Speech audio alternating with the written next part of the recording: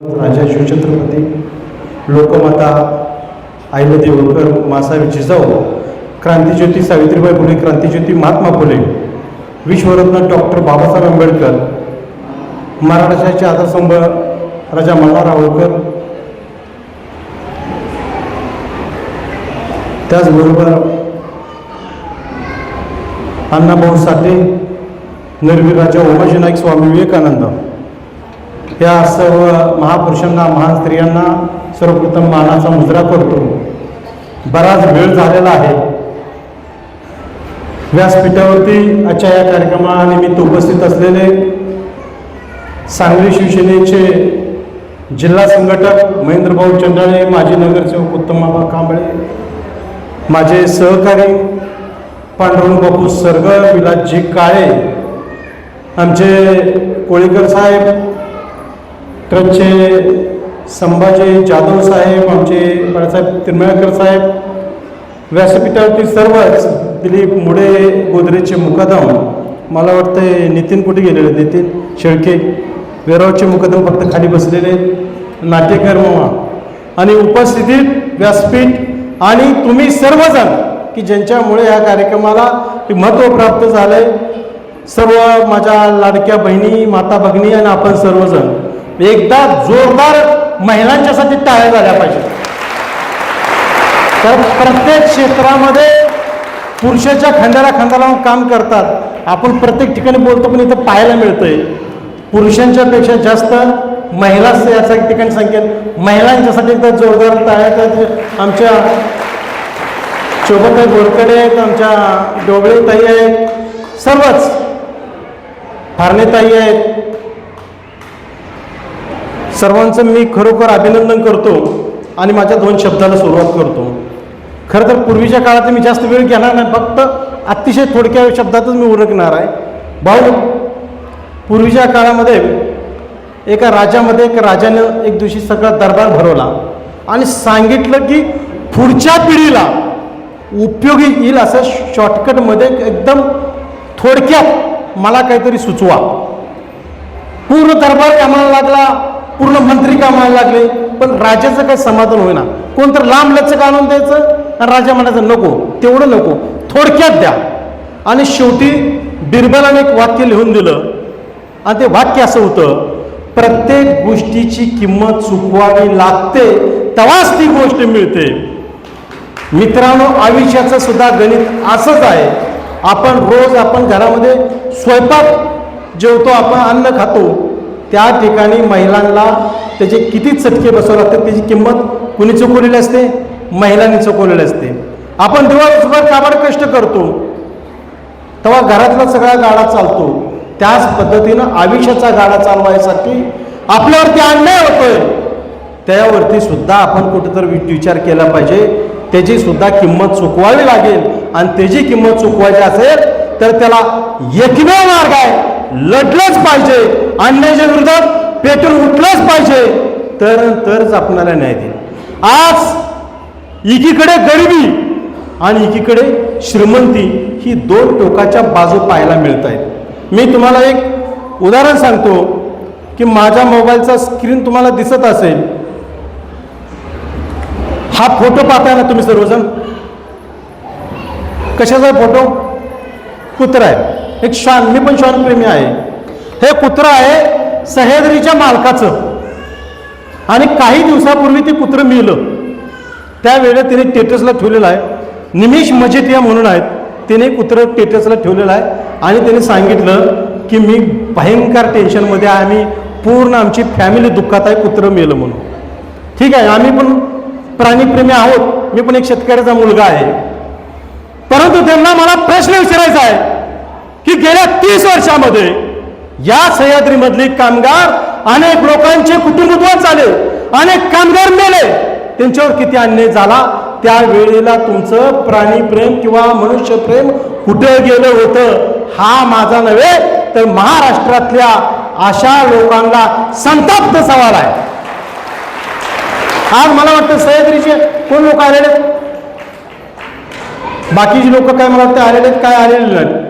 त्या त्यांच्यावरती 30 वर्षापूर्वीपासून अन्याय झाला. त्यातली काही लोक बर्बाद झाले त्या लोकांना त्यावेळी 1995ला कामावरून काढून टाकलं. 1995 ते 2025 सलग 30 वर्ष त्यांच्यावरती अन्याय झाला आणि तो आज कुठेतरी भाऊ आम्ही गेल्या वर्षी ऑर्डर काढलेले.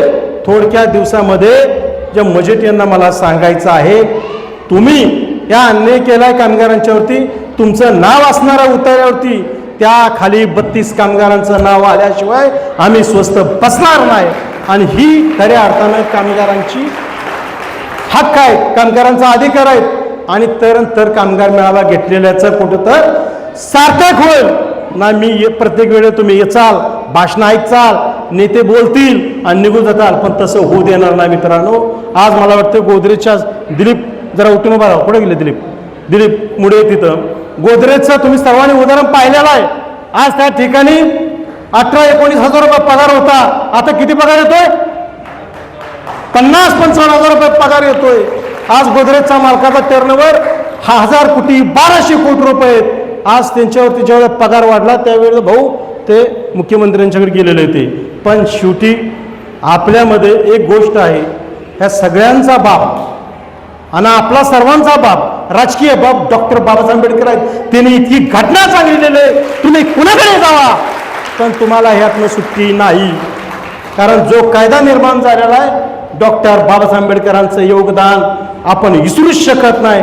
आज मी तुमच्या समोर ताट मानून बोलतोय ते केवळ डॉक्टर बाबासाहेब आंबेडकरांच्यामुळे बोलतोय, हे नाकारता येणार नाही. आणि म्हणून आपणाला येणाऱ्या काळामध्ये ही लढाई तीव्र करायची आहे मित्रांनो, की या लढाई या देशासाठी, महाराष्ट्रासाठी या महापुरुषांनी त्याग केला. छत्रपती शिवाजी महाराजांचं बघा, एक माणूस 16-17 वर्षाचं पोरगं उठलं आणि म्हटलं नाही, स्वराज्य निर्माण झाल्याशिवाय मी थांबणार नाही. तिने शपथ घेतली आणि माँसाहेब जिजाऊंनी त्यांना ताकद दिली पाठीमागं आणि छत्रपती शिवाजी महाराजांनी अखंड 50 वर्ष संघर्ष केला.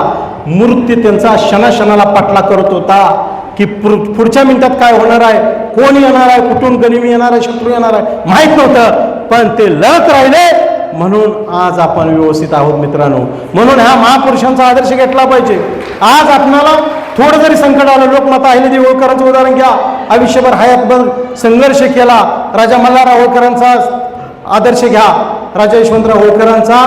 आज जे पुण्यामधलं भाऊ हडपसर आहे ना, त्या ठिकाणी यशवंतराव होळकर लढले, तिथं नुसती हाडं पडली होती.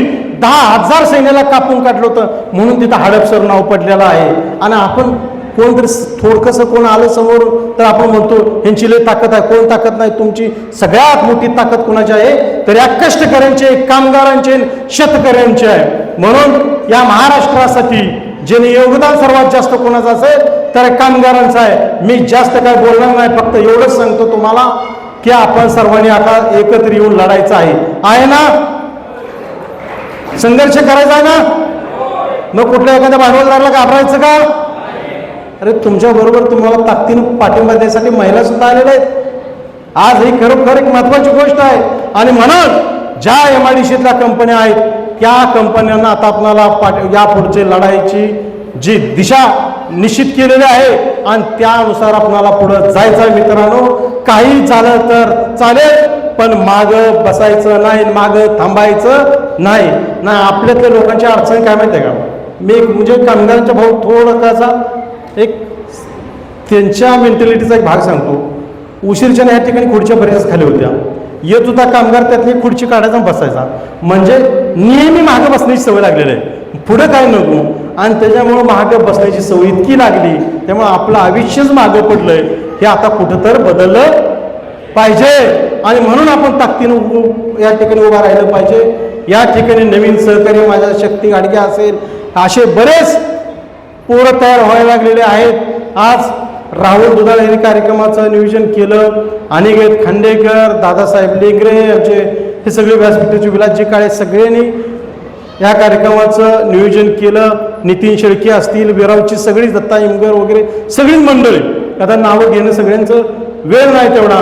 मी तुमचं सर्वांचं अभिनंदन करतो आणि जाता जाता मी एवढंच सांगतो की कामगार दिनानिमित्त आपण एक शपथ घ्यायची आहे की पुढच्या वर्षी, म्हणजे आज या ठिकाणी महिला सुद्धा, मी आज फार जबाबदारीने बोलतोय, सगळ्या कामगारांना माझी विनंती आहे, जे जे व्यसन करतायत त्यांनी व्यसनातून बाहेर घ्या.